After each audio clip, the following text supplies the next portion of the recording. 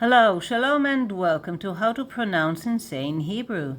And in this lesson of Word of the Day, Milat Hayom is the word heart.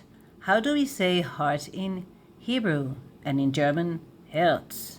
But we're talking about Hebrew. So, lev, lev, lev, with tseire here. Lev is singular, masculine.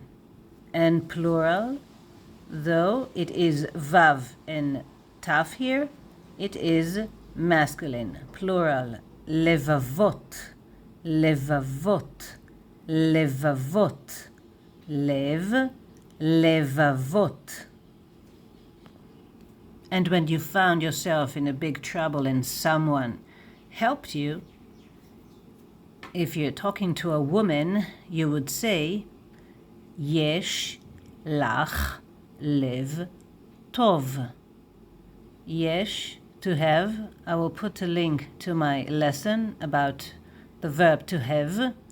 So here we are talking to a woman, lach. So yesh lach lev tov. Tov is good, and because the noun lev is singular and masculine, this is the adjective for singular and masculine. Tov. Yesh lach lev tov. And if the one who helped you was a man, we change here, instead of lach, lecha. Yesh lecha lev tov. So yesh lach or lecha, lev tov. The adjective is for the noun. Here the pronoun changes.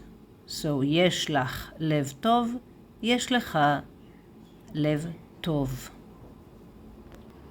More links in the description box below. Alphabet, Niqqud, pronouns, derived stems, to have, to be, and more. And until next time, להתראות בקרוב. See you soon. Bye bye.